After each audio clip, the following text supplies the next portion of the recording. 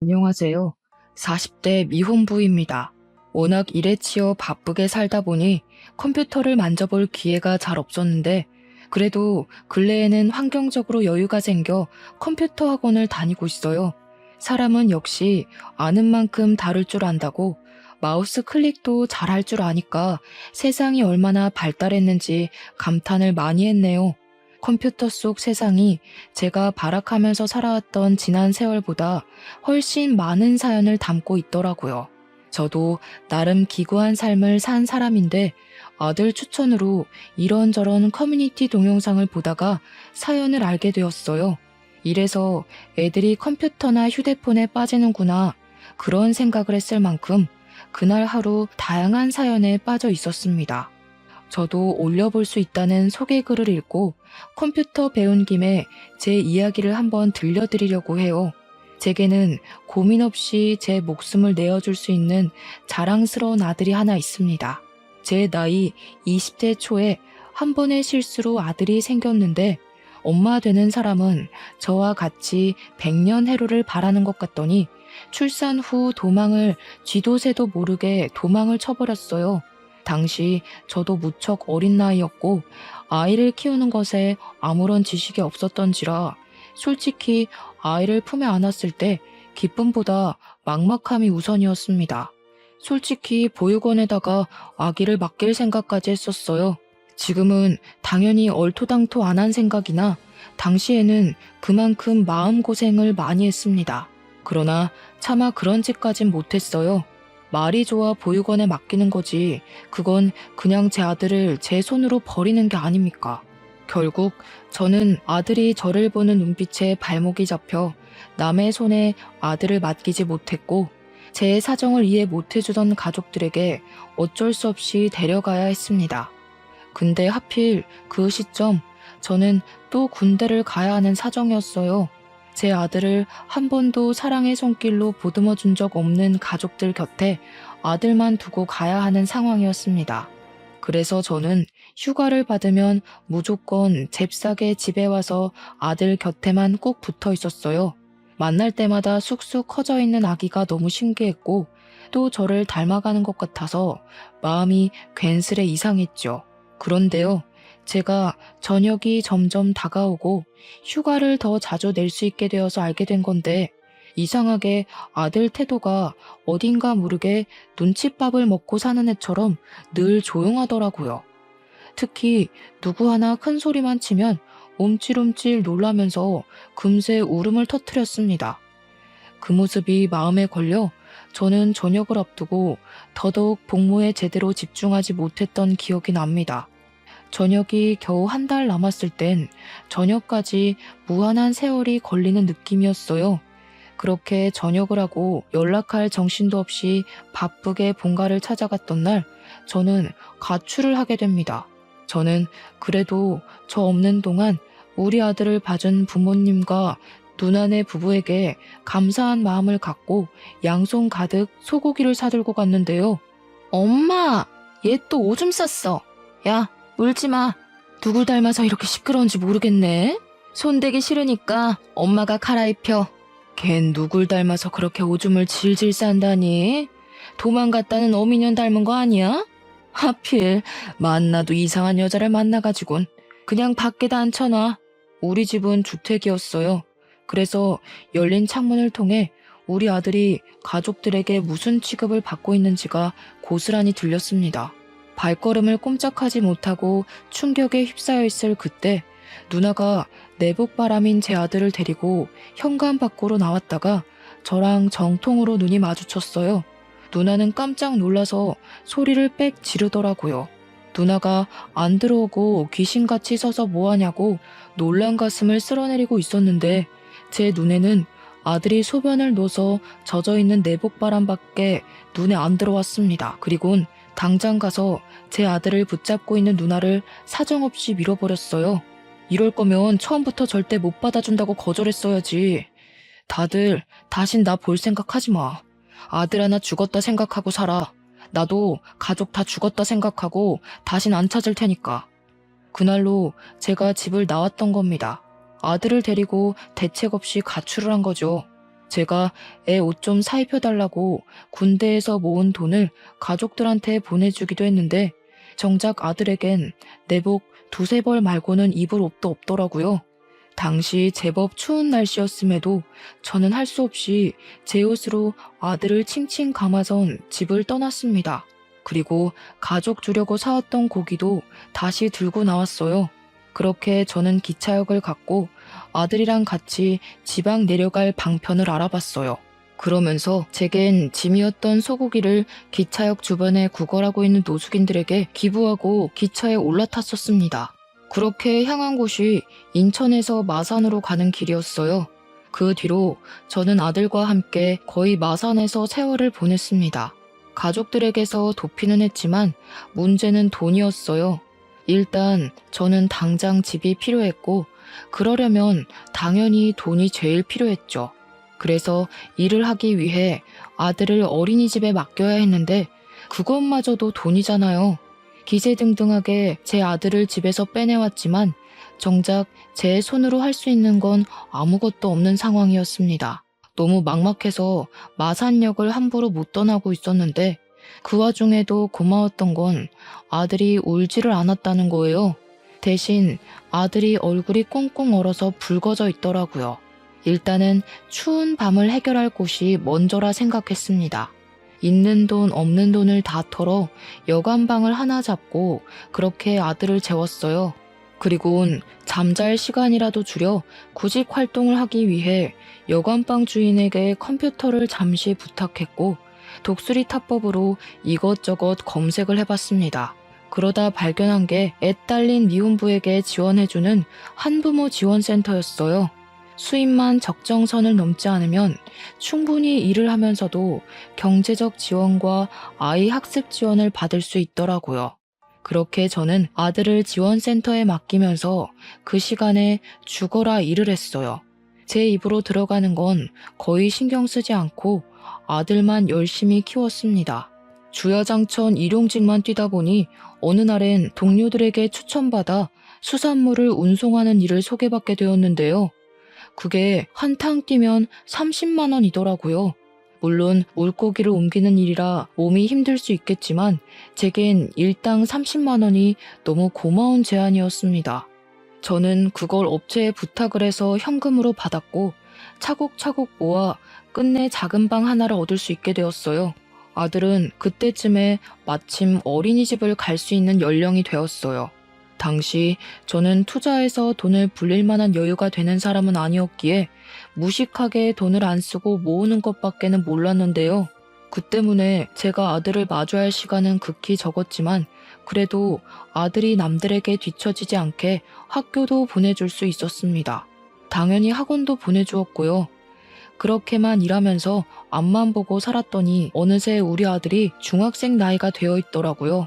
문득 그 사실을 깨달았을 땐 제가 맨 땅에 헤딩하듯 가출해서 고군분투하며 살았던 세월이 주마등처럼 지나가더군요. 여관방도 겨우 하룻밤밖에 못 지낼 돈밖에 없던 저는 어느덧 아들에게 투룸 오피스텔을 선물할 수 있는 아빠가 되어 있었어요. 제가 앞만 볼 수 있었던 건 다 아들 덕분이었습니다. 아들이 없었다면 저는 아마 제 손으로 집을 장만하는데 더 오랜 세월이 걸렸을 거고 이만큼 제 시간을 책임있게 보내지 못했을 거예요. 앞으로 우리 아들에게 더 큰 집을 선물해주고 싶었고 나중에 결혼하면 신혼집까지 해줄 수 있을 만큼 돈을 벌고 싶었습니다. 그런데 문제가 좀 있었어요. 경제적으로 안정되면 가족 또한 안정될 거라는 제 생각과 달리 가정의 평화와 부자 관계는 비례가 되지 않는다는 걸 알았어요. 제가 일 때문에 바빠서 쉬는 날 아니고는 아들이랑 아침 밤으로밖에 만날 시간이 없었는데요. 그래서 어린 아들은 제가 쉬는 날을 좋아했고 늘 저를 기다렸습니다. 그걸 알아서 저는 그날만 되면 꼭 아들이랑 외식하거나 아들이 좋아하는 걸로 배달을 시켜 먹곤 했어요. 그런데요, 이렇게 저와 함께 시간 보내는 걸 좋아하던 아들이 어느 순간부터 약속이 있다고 자주 나가더라고요. 원래 사춘기가 되면 부모란 존재가 자식들의 우선순위에서 밀려난다고 하잖아요.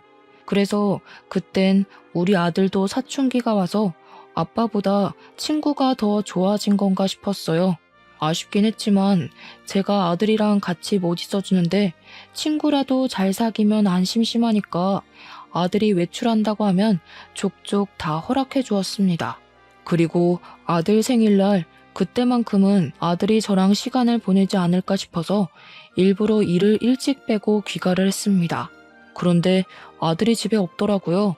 전화를 해봤더니 아들이 또 외출을 한 거 아니겠습니까? 나 지금 친구랑 있어. 저녁 먹고 들어갈 것 같은데? 그러니? 아빠가 용돈 준비했는데 들고 가지. 혹시 놀다가 돈 모자라면 얘기해. 아빠가 이체해 줄게. 아들은 저와 같이 생일을 보내지 않는 것에 대해 아무렇지 않은 듯 했습니다. 그저 친구랑 놀 거니까 집에 들어갈 때 연락하겠다는 말만 하고 서둘러 끊으려고 했어요. 뭐랄까, 저는 아들만 보고 사는데 아들은 갈수록 제게서 멀어지는 느낌이 계속 들기 시작하더라고요. 그래도 그땐 사춘기라 그런 거다 생각하면서 제 속을 달래었습니다. 친구 하나 없는 저처럼 아들마저 저 같은 삶을 살게 할 순 없었으니까요. 그날 아들에게 줄 거라고 생일 선물로 손목시계도 사왔는데 저는 이거라도 아들 방에 갖다 놓기 위해 들어갔었어요. 아들이 초등학생일 때 이후로 아들 방문을 오래간만에 열어본 날이기도 했네요. 그리고 그때 제가 몰랐던 아들의 취미까지 알게 되었는데요. 아들 책상에 뜬금없이 웬 설계도가 있더라고요. 대충 설계도만 봤을 때는 계집인가 생각했습니다. 그런데 계집이라고 하기엔 세세하게 적혀있는 사이즈들이 너무 컸어요. 다 만들어 놓으면 사람도 들어갈 수 있을 만한 크기일 것 같았습니다. 아들이 이런 걸 왜 갖고 있는 걸까? 왜 이런 걸 설계했나 궁금하면서도 우리 아들이 건축 쪽에 관심이 있었구나 싶어서 흐뭇하기도 했습니다. 애들이 벌써 꿈을 정하는 건 쉬운 일이 아니라고 했는데 우리 아들이 시키지 않아도 스스로 자기 꿈을 찾고 잘 걸어나가고 있었다는 사실은 제 삶의 동기에 의지를 더해주는 사실이기도 했어요. 저는 그 설계도를 보면서 아들의 꿈에 넉넉히 지원해줄 수 있는 아빠가 되고 싶었습니다. 아들의 꿈을 이뤄주는 것이 제 꿈이 되기도 한 날이었네요. 어쨌든 그렇게 생일날 자정이 넘어가던 시간, 아들이 친구를 만나는 건 존중하지만 그래도 미성년자이기 때문에 자정을 넘는 건 좀 아니라고 봤습니다. 너무 집에 안 오길래 결국 한 번 더 전화를 걸어보려 했는데요. 때마침 아들한테서 전화가 오더라고요. 아빠, 혹시 집에 친구 데려가도 돼? 사실 친구랑 같이 밥 못 먹었어. 친구랑 같이 뭐 좀 만드느라 시간 가는 줄 몰랐거든. 그랬구나. 아직까지 저녁도 안 먹고 배고프겠다. 아빠가 짜장면 시켜줄 테니까 데리고 와. 친구는 가족들한테 허락 받았대? 가족이 없대. 아들이 짧게 대답하는 그 소리에 순간 많이 당황했어요. 그리고 곧 가족이 없다는 말이 남일 같지 않더라고요. 저는 흔쾌히 아들의 부탁을 허락했고 그 시간까지 아직 밥도 제대로 못 먹었다는 말에 늦게 하는 중국집까지 찾아서 배달을 시켜놓았습니다. 한 30분 지났을까요? 아들이 귀가를 했는데요. 그날 제가 얼마나 놀랐는지 모릅니다. 아들이 데려온 친구를 보고 기함을 할 수밖에 없었어요. 아들 친구는 아들 또래의 중학생이 아니라 웬 나이 많은 노숙인이었거든요. 제가 당황해서 마중 인사를 하다 말고 굳어버리자 아들이 제 눈치를 봤습니다. 아빠, 내 친구야. 할아버지 나쁜 사람 아니니까 걱정 마. 할아버지도 인사해. 우리 아빠예요. 아들 말에 노숙인은 쓰고 있던 모자를 벗으며 제게 고개를 숙였습니다. 너무 놀라서 몰랐는데 보니까 노숙인이 들고 있는 모자가 제가 아들에게 선물로 줬었던 모자더라고요. 뿐만 아니라 노숙인은 착용하고 있는 목도리와 기마개의 장갑까지 전부 제 아들 것으로 보이는 걸 착용하고 있었습니다. 그걸 보면서 무어라 정의 내릴 수 없을 만큼 기분이 굉장히 혼란스러웠지만 제 허락이 안 떨어지자 머뭇거리는 둘을 보고선 일단 들어오라고 했습니다. 그리고 이미 차려놓은 중국 음식을 대접했어요. 그 전에 아들이 노숙인을 데리고 손 씻고 먹어야 된다면서 나란히 서서 손을 씻는 거 아니겠어요? 솔직히 나이 참한 할아버지와 손자였지 둘이 대화하는 건 아들 말대로 친구 사이 같아 보였습니다.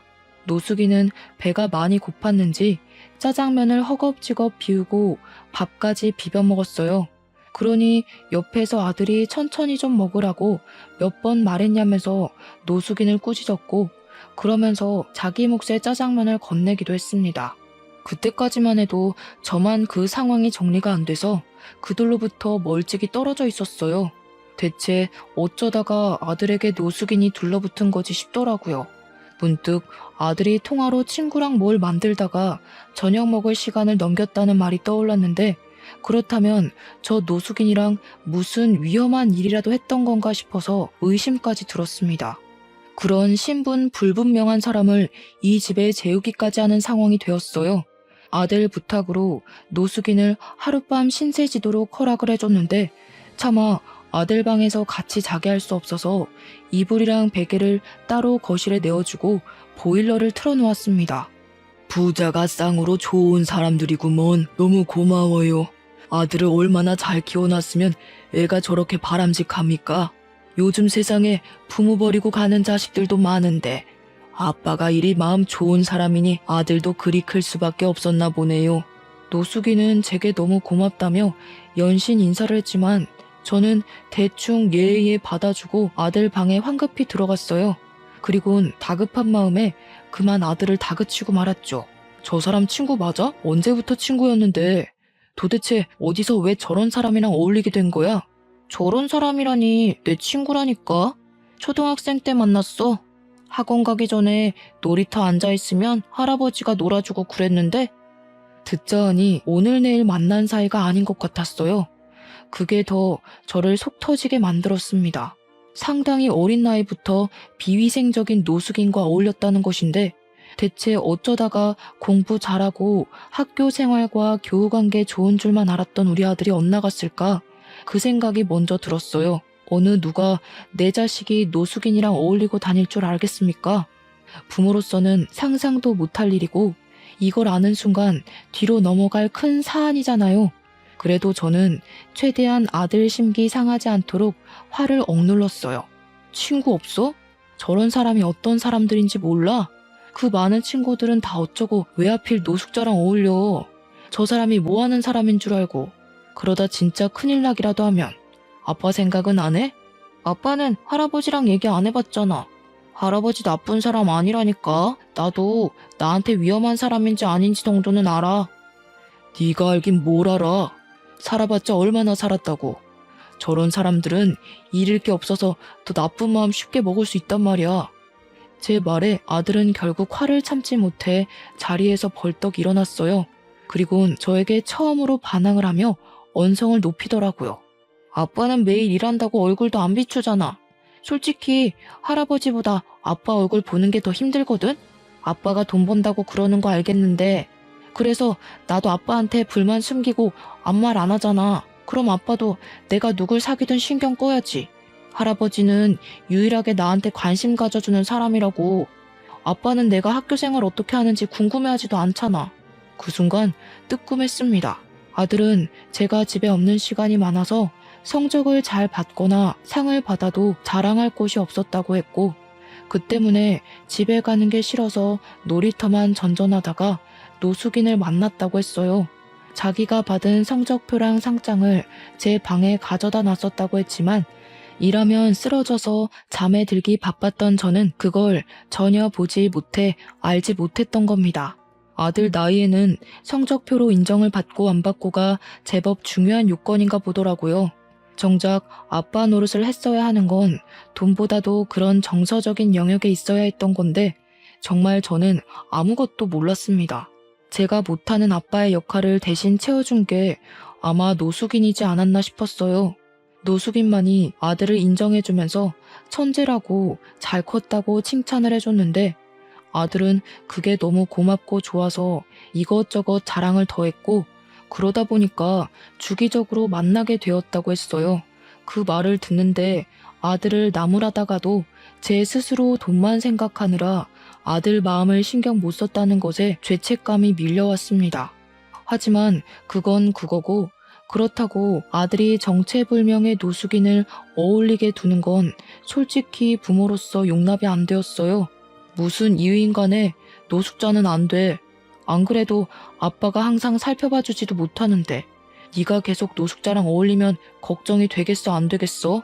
아빠가 하루 종일 걱정하고 일도 손에 안 잡히고 그러면 좋겠어? 내일부턴 만나지 마. 알겠니? 싫어. 아빠가 언제부터 나 신경 썼다고. 그냥 평소처럼 내가 뭘 하든 어디서 어떻게 지내든 관심 갖지 마. 아빠가 나 먹여주고 키워준다고 해서 내 인생까지 통제할 권리는 없어. 아들은 노숙인에 대해서 진심이 있기라도 한 듯 제게 대들었습니다. 이게 진심인 건지 아니면 제가 자신이 가진 것에 대해 무작정 부정적으로 봐서 느끼는 반감인 건지는 모르겠어요. 이러나 저러나 저는 난생 처음 아들이랑 다퉈봤고 그 다툼은 그저 노숙인으로 인한 일시적인 순간이라고 생각했습니다. 그런데 저는 그날로 아들과 남보다 못한 사이가 되어버렸어요. 우리 다투는 소리가 밖으로 새어갔는지 현관문 소리가 나길래 저랑 아들이 목소리를 일체 멈췄었거든요. 저희 둘의 극단적인 상황에만 신경 썼다 보니까 밖에 노숙인이 들었을 수도 있겠다는 생각을 미처 못한 거예요. 설마 싶어서 나가봤더니 역시나 그 노숙인은 이미 집을 떠나고 없었습니다. 심지어 아들이 줬던 모자랑 목도리, 장갑 이런 거 다 가지런히 놓고 나갔어요. 이게 바로 저와 아들이 남과 같은 사이가 되어버린 이유입니다. 아들은 그때부터 저를 극도로 미워했고 멀리하기 시작했어요. 아마 사춘기가 더 심해져서 저를 투명인간 취급했을 겁니다. 제가 항상 아들이랑 같이 겸상을 못하기 때문에 아들이 집에 오면 간단한 요기를 할 수 있도록 이것저것 사놓는 편이었거든요. 아들이랑 싸워도 저는 아빠니까 제 자식 입에 들어가는 것들이 중요하잖아요. 그래서 변함없이 행동을 했을 뿐인데 아들은 제가 사놓은 걸 손대지도 않거나 새 것 그대로 쓰레기통에 버리기만 했습니다. 집에서 밥도 안 먹는 건지 제가 해놓은 밥은 말라만 갔어요. 뿐만 하겠습니까? 제가 용돈하라고 돈을 이체시키면 다시 제게 돈을 도로 돌려주기도 했어요. 학교에서 급식을 먹는다고 하지만 그래봤자 한 끼잖아요. 용돈도 반납하고 집에 사놓은 음식도 손을 안 대는 거면 밥을 한 끼만 먹는다는 건데 한참 성장할 나이에 영양적으로 부족할 것 같더라고요. 주말에는 아주 아침에 나갔다가 아주 밤늦게 들어오거나 방에서 밥도 안 먹고 공부만 했어요. 그럴수록 아들 건강이 걱정되더라고요. 제가 화해를 시도해도 아예 말을 할 기회조차 주지 않으니 저는 아들이 스스로를 해치는 걸 보면서도 아무것도 할 수가 없었습니다. 그나마 아들이 학교는 간다는 걸로 위안을 삼을 수밖에 없었죠. 군대를 전역하고 저는 정말 아들 하나만 보고 살았습니다. 아들 잘 될 일만 생각하며 버텨왔는데 정작 실상은 그저 제가 아들 핑계를 대고 제 인생을 자기 위로하고 있지 않았나 싶더라고요. 문득 깨달았어요. 내 아들이란 이유만으로 내 마음대로만 주무르고 있었구나 라고 말이죠. 하지만 제가 깨달았을 땐 이미 부자관계가 너무 멀리 벌어졌을 때였어요. 그러길 벌써 1년이 지나 아들은 중학교를 졸업할 나이가 되었습니다. 그때쯤엔 이미 사이좋던 저와 아들의 관계는 눈 씻고 찾아볼 수 없는 분위기였고 이미 나빠질 대로 나빠져서 고착되었어요. 그렇다고 부모가 돼서 자식 졸업식까지 모른 채 할 수가 있겠습니까? 그래서 제가 용기를 내어 아들에게 내일 졸업식 맞냐고 물었거든요. 그러니까 아들이 1년 만에 제게 목소리를 들려주었는데요. 졸업식 오지 말라는 딱 그 한마디만 하고 방에 들어가 버리더라고요. 그래서 고민을 많이 했습니다. 그날 밤은 참 생각이 많아졌어요. 잠도 안 와서 오랜만에 담배를 피울까 하고 슈퍼를 가려고 했습니다. 대충 외투만 걸친 뒤 슬리퍼를 신고 나왔는데 누가 저희 집 문고리에다가 웬 종이 가방을 걸어놨더라고요. 뭔가 싶어서 주위를 둘러보다가 안을 봤더니 새 휴대폰이었어요. 그리고 그 안에는 정갈한 글씨체로 적힌 쪽지가 들어있었습니다. 그 쪽지를 보고 저는 급히 1층으로 내려갔어요. 그리곤 주위 사람들을 둘러보면서 한 인형을 찾기 위해 바삐 뛰어다녔죠. 아무리 돌아다녀도 휴대폰을 주고 간 사람을 찾을 수가 없었어요. 쪽지를 다시 봤습니다. 쪽지에는 제 아들 이름이 적혀 있으면서 아들이 갖고 싶어 했던 휴대폰이라고 아들이랑 꼭 화해하라는 내용이 적혀 있었어요. 그리곤 마지막에 작은 글씨로 이 아들만도 못한 애비야 라고 적혀 있었는데 이 사람이 누군지 알 것만 같더라고요. 분명 그때 그 노숙인일 거라고 확신했습니다. 저와 아들 사이를 같이 알고 있는 사람은 그 할아버지밖에 없었으니까요. 결국 노숙인 찾기는커녕 담배 피울 생각도 못하고 다시 집에 들어왔어요. 휴대폰이라면 진짜 비싼 제품이 아닙니까? 돈도 없는 양반이 이런 걸 어떻게 샀는지 궁금하더라고요. 그리고 한편으로는 제 자신이 또 한 번 부끄러웠습니다. 노숙인은 제가 아들에게 홀대받고 있다는 걸 아는 것 같았고, 그렇다는 말은 아들과 여전히 만나고 있다는 것도 증명이 되는 말이었어요. 일부러 그걸 저한테 알려주려고 제게 메모도 남긴 것 같았습니다. 그날 밤은 거의 뜬 눈으로 지샜어요. 그리곤 아들 졸업식이라고 일까지 빼고서 학교를 찾아갔습니다. 노숙인 말대로 아들에게 정식으로 다시 사과하고 싶었거든요. 학교 주위로 가니 주변에서는 꽃을 판다고 난리였어요. 아들이 안 만나줄 수도 있으니 꽃은 생략할까 싶다가도 아들이 좋아하는 보라색의 꽃이 보이더라고요. 그래서 충동적으로 구매를 해버렸어요. 근데 마침 그 옆에서 조금 깨재재 보이는 한 아가씨 있었는데요. 꽃 살 돈이 부족한 건지 1,000원짜리 2장을 꼼지락거리며 한 송이만 싸게 해주면 안 되냐고 꽃 주인에게 부탁을 하고 있었어요. 그러나 꽃 주인은 자기도 먹고 살기 힘들다고 그 여자한테 미안하다는 말만 주야장천했습니다. 그 여자는 꽃 주인을 설득하지 못해 결국 꽃 없이 졸업식을 가려는 것 같더라고요. 잠자코 지켜만 보았던 저는 마치 재작년 아들에게 했던 실수가 떠올랐어요. 문득 노숙인 또한 이렇게 보냈던 것이 마음에 걸리는 거 있죠. 그래서 그 아가씨를 쫓아갔고 아가씨에게 사정을 물었습니다. 동생이 졸업식인데 부모님이 안 계시거든요. 오늘 공과금 내고 남은 돈이 이것밖에 없는데 꽃이 이렇게 비싼 줄 몰랐어요. 알았으면 생활비를 더 줄일 걸 그랬나 봐요. 이거 가져요. 저도 아들이 졸업식인데 아가씨 동생이랑 동갑이겠네요. 자식 같아서 축하해 주려는 거니까 가져가세요. 저는 또 사면 되거든요. 아가씨는 괜찮다고 손사래를 쳤지만 제가 고집스럽게 건네주니까 끝내 받아가면서 정말 고맙다고 눈물을 흘렸습니다. 아가씨의 어려운 사정을 보면서 노숙인도 분명 사정이 있어서 그랬을 텐데 싶은 생각이 들더라고요. 저도 어려울 때가 있었고 도움도 받았던 사람인데 왜 어려운 사람을 외면했던 건지 후회가 밀려왔어요. 그게 아들과 틀어지게 된 계기였던지라 마음속에 더 오래 남고 속상했습니다. 매번 이렇게 지난 날을 후회해 뭘 하겠습니까? 저는 다시 꽃다발을 사서 졸업식에 갔어요. 아들에게 연락을 못하고 갔기 때문에 아들이 어디 있는지도 모르고 벌써 학교를 나갔는지도 몰랐습니다.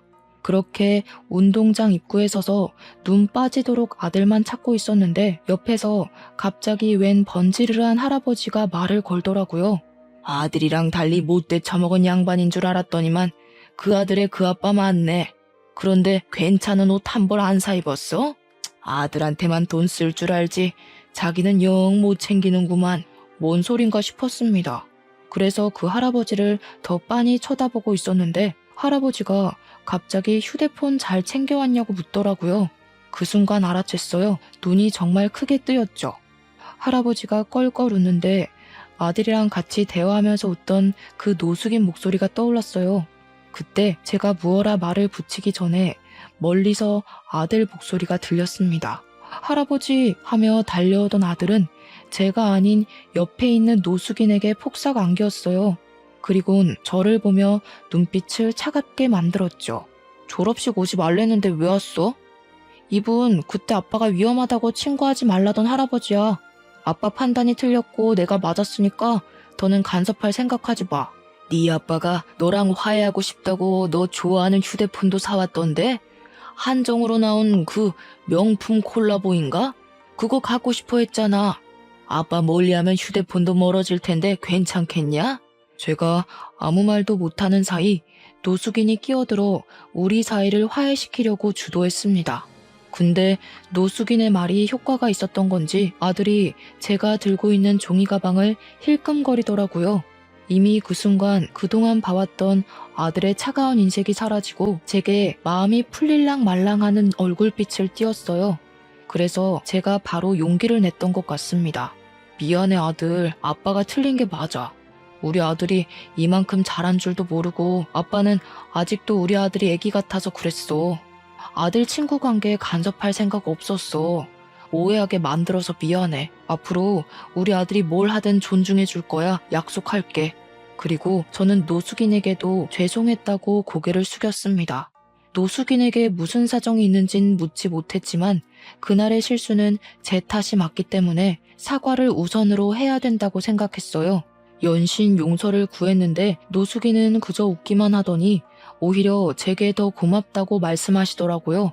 눈 감기 직전까지 가족의 품은 못 느끼고 죽을 줄 알았는데 손자 같은 친구를 만들어줘서 고맙다고 하는 거 있죠. 그리곤 자세한 얘기는 식사하면서 나누자더니 저희를 데리고 자그마한 고급 중식 레스토랑을 들어섰습니다. 예약을 해놨다고 했고 저희는 바로 방을 안내받았어요. 근데 좀 당황스러웠던 것은 그곳에 들어가니까 직원들이 노숙인을 향해 고개를 숙이는 거 아니겠어요? 손님한테 인사하는 것 치곤 주방에 있는 사람까지 나와서 인사하길래 그게 좀 당혹스러웠어요. 대체 노숙인의 정체는 뭘까? 그 생각만 하면서 안내해주는 자리에 앉았고 음식은 곧바로 세팅이 되었습니다. 셋이서 먹기엔 정말 푸짐했는데 그것에 아들이 오래간만에 신난 얼굴을 보이더라고요. 대체 이게 다 뭔지 저는 더 이상 참지 못해 머릿속에 담고 있던 걸 물었습니다. 그러자 먹고 좀 얘기하자며 저더러 성질 급하다고 나무라던 노숙인은 제 아들에게 탕수육을 퍼주면서 얘기해 주었어요. 내가 자식들한테 버려진 사람이야. 그렇다고 지금은 불쌍하게 보진 말고 내가 한때 작은 사기업 대표를 하던 사람이었는데 부동산 투자에 건물까지 해서 돈 좀 꽤나 있었다고. 돈 많으면 좋잖아? 나도 그런 줄 알았지. 근데 돌아보니까 자식들이 내 돈 가지고 싸우고 있는 거라. 그것 때문에 속이 상했던 노숙인은 60살 나이에 치매인 척 연기를 했다고 했어요. 그랬더니 황당하게도 자식들이 노숙인 도장을 훔쳐내서 손을 썼다더라고요. 돈만 쏙 챙겨서 해외여행 같이 가는 척 공항까지 동행했다가 노숙인만 공항에 버린 후 자기들끼리 이민을 가버렸다네요. 노숙인은 자식들이 자기를 버린다는 걸 알고 있었지만 그 충격과 슬픔에 아무것도 하고 싶지 않았다고 했어요. 더 이상 살고 싶지도 않아서 그냥 이대로 죽을 생각도 했었다는데 가장 힘이 들 때 우리 아들을 만났다고 했습니다. 우리 아들이 놀이터에 혼자 앉아서 다른 애들 노는 것만 구경하고 있었대요. 그래서 놀라지 않게 슬쩍 다가갔는데 아들 손에 교과 상장이 쥐어져 있는 걸 알고 부모님한테 자랑하라고 칭찬해 주었다고 했어요. 그러면서 아들이랑 대화를 하다 보니 아들이 부모로부터 결핍이 있다는 걸 느꼈다고 했죠. 그날 뒤로 말 안 해도 같은 자리 같은 시간에 계속 둘이 마주쳤는데 어느 순간 말동무가 되었고 우리 아들이 자기한테 보여주는 배려 덕분에 노숙인이 다시 일어설 용기를 얻기까지 했다고 했습니다. 듣자 하니 아들은 노숙인에게 비랑 추위를 피할 수 있는 집을 만들어줬고 제게 받는 용돈을 모아서 노숙인한테 고스란히 나눠주기도 했답니다. 그러면서 힘내라고 말해주는 우리 아들 말에 노숙인은 이대로 살아선 안 되겠다고 마음을 먹었고 자신이 받은 만큼 우리 아들에게 선물을 주고 싶다고 했었어요. 내가 이 중식 사업을 1년 만에 일으켰어. 처음에 반년 정도는 빈약해 했지. 그때마다 네 아들이 네 돈을 나한테 얼마나 갖다 바쳤다고? 내가 그 돈 아니었으면 이 사업도 연구 못했어. 돈이 있어야 연구를 하지. 그 말을 듣자 우리 아들이 남에게 용돈을 주고 있었다는 것도 놀라웠지만 문득 생각이 났던 게 아들 책상에 있던 설계도였습니다. 그게 노숙인을 위한 작은 쉼터였다는 것이 더 놀라웠어요. 근데 여기서 더 놀라운 건 노숙인의 바람이었는데요. 우리 아들이 건축에 재능이 있는 것 같다고, 아들이 자신의 사업에 보탬이 되어준 것처럼 노숙인도 우리 아들 미래에 지원을 해주고 싶다고 하더라고요. 아직은 레스토랑 치곤 좀 작지? 근데 내가 사업 수완이 좋은 사람이라서 1년 뒤에는 훨씬 더 커져 있을 거다. 내가 살아있는 한 잘 되기만 할 거야. 근데 내가 또 언제 갑자기 죽을지 모르잖아. 그래서 이 가게를 네 아들 명의로 해놨거든. 섭섭한 건 아니지? 네 돈이 아들 돈이고 아들께 네 거고 다 그런 거 아니겠어? 처음엔 농담인 줄 알았습니다. 그런데 노숙인이 건축물 대장을 보여주더라고요. 그제야 모든 게 실감이 나서 바로 거절을 했어요. 마음은 너무 감사하지만 우리 아들은 이런 보답을 바라고 그랬던 게 아닐 거예요. 단순히 친절을 베풀었다고 해서 이렇게 큰 걸 받는 건 말도 안 됩니다. 가족 간에 안 좋은 일이 있으셨다고 해도 이런 건 가족 문제지 저희가 개입하면 안 될 것 같아요. 이미 내 재산 꿀꺽한 놈들인데 뭐 더 줄 게 있다고. 애비 버려놓고 또 내 돈 탐내면 나 2번은 안 봐줘. 바로 깜빡 넣을 거야. 나 죽었다고 생각하는 자식, 나도 죽었다고 생각하면 그만이야. 나한테 네 아들이 이미 새로 생긴 친구이자 손자라니까 그러네.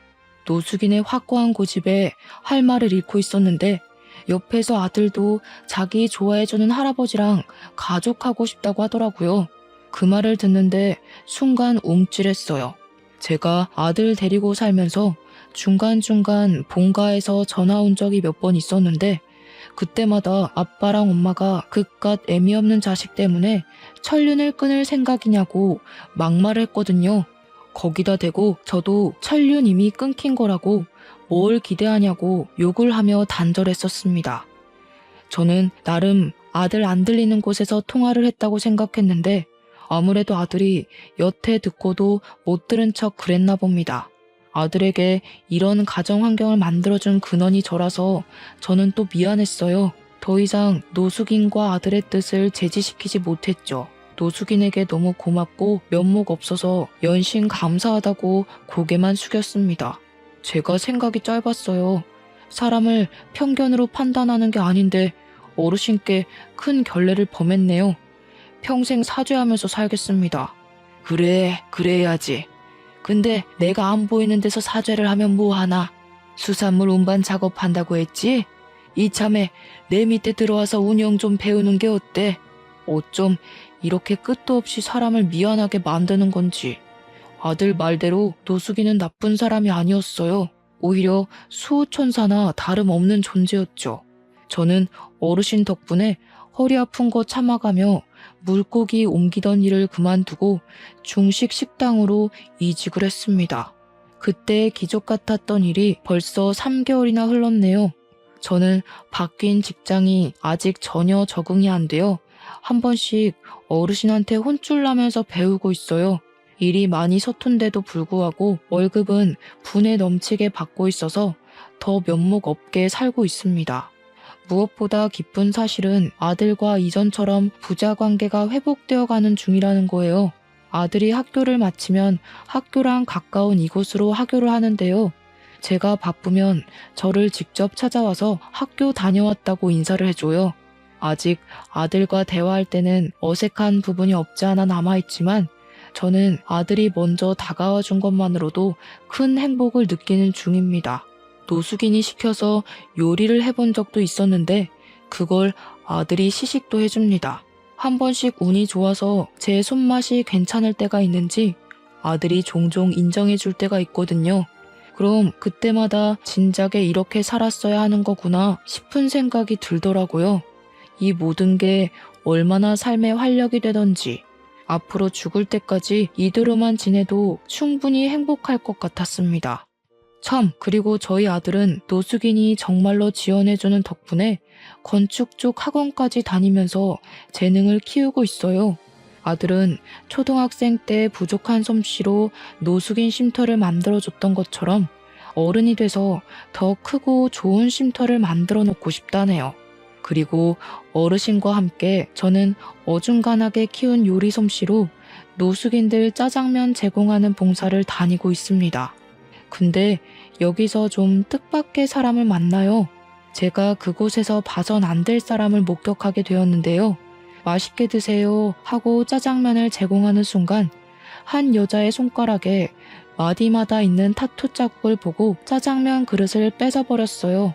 그리곤 얼굴을 확인했죠. 저만 알아본 게 아닌 것 같더라고요. 여자의 눈동자가 흔들리더니 저를 한 5초 바라보고 뒤늦게 놀라 도망을 가려 했습니다. 저는 얼른 쫓아가 여자를 잡아 세웠어요. 역시나 가까이서 보니 우리 아들 친모가 맞더라고요. 이제야 말씀드리지만 아들 친모가 아들과 저를 버리고 도망을 간 건 남자 문제 때문이었어요. 저를 두고 몰래 바람을 피우고 있었더라고요. 상대 남자가 외국을 같이 가자고 했는지 저한테 말도 안 하고 몰래 그 남자랑 연락하고 날짜 맞춰서 튄 거였어요. 근데 왜 노숙인 꼴을 하고 있는 건지 당황스러운 거 있죠? 그래서 포락선이가 왜 이렇게 됐냐고 물어보니까 아들 친모가 자존심 때문에 말해주기 싫었나 봐요. 사람 잘못 본 거라고 소리만 지르다 도망을 가버렸습니다. 보아하니 바람 피웠던 상대한테 버림받은 것 같았어요. 친모는 남자만 믿고 자기 투자를 안 하는 여자였기 때문에 아마 남자가 없어서 거지가 되지 않았나 싶습니다. 그리고 왠지 제 가족이 어떻게 살고 있는지 궁금해하시는 분 계실까 말씀드리는데요. 가족은 제가 일하는 중국집에서 마주쳤어요. 누나 부부네가 저희 아들 나이보다 2살이 어린데 저희 아들이 다녔던 중학교로 입학했더라고요. 입학식 날 부모님까지 총출동해서 식당에 왔다가 저랑 마주쳤습니다. 부모님이 바로 저를 아는 체 하면서 아들아 불렀는데 저는 그 손길을 뿌리쳤어요. 꼴들이 말이 아니더라고요. 입학식 왔다면서 왜들 등산복 같은 운동복을 입고 있는 건지 그건 엄마가 쓸데없이 입이 싸서 알 수 있었습니다. 저 천하의 몹쓸 놈이 우리 집을 다 말아먹었잖니. 네 매형이 하는 사업 다 부도났어. 멍청한 게 친구랑 동업했다가 자기 혼자 빚더미를 홀랑 뒤집었었지 뭐야. 에휴, 내 팔자가 개 팔자야. 그런 식으로 말하지 말랬지. 엄마 때문에 이 사람이 더 눈치 보는 거잖아. 되던 일도 안 되게 생겼네. 짜증나게 굴면 나도 집 나가버린다. 그러니까 매형 때문에 집이 망해서 무려 3세대나 되는 가족이 방 2개에 작은 거실 하나 있는 곳에 살면서 장 보러 가는 것도 돈 아까워 거의 김치에 밥만 먹고 산다네요. 그날은 조카가 입학식이라서 몇 년 만에 외식을 하는 거랍니다. 우리 아들을 잡아먹을 듯 이빨 드러내던 사람들이 서로 핥히는 말을 하고 있으니 꼴 좋다 싶었습니다. 그러거나 말거나 저는 천륜을 끊어버렸는데 무슨 상관인가요? 내 알바 아니라고 모른 척 하려고 했더니 엄마가 자꾸 저를 붙잡으면서 유니폼이 좋아 보이는데 이곳에 오래 일했냐고 정직원이냐고 이것저것 관심을 보였어요. 그러자 분주한 분위기에 사무실에서 나온 노숙인은 제게 다가와 친히 엄마를 떼어내 주었습니다. 그러면서 사장 될 사람 함부로 만지는 거 아니라고 해줬고 여기서 더 소란 피우면 테이블 밖으로 내줄 테니 야외에서 먹게 할 거라고 상냥하게 말씀하셨어요. 그러자 가족들은 사장이라는 단어에 제게 묻고 싶은 것이 많아 보이는 눈치였지만 입 다물고 짜장면만 먹었습니다. 그날은 그렇게들 돌아갔는데 아마 조만간 또 찾아오지 않을까 싶어요. 그땐 우리 아들 생각해서라도 다신 엮이지 않게 정신 똑바로 차리고 쫓아낼 생각입니다. 저희는 이렇게 불안과 행복 사이를 오가면서 지내고 있어요. 막상 기적처럼 행운이 쏟아지니 행복할수록 불안도 큰 것 같다는 걸 느낍니다. 항상 자만하지 않고 가진 것을 지키는 데만 에너지를 쓰며 살 것 같네요. 그럼 긴 글 들어주셔서 감사합니다. 늘 평안하세요.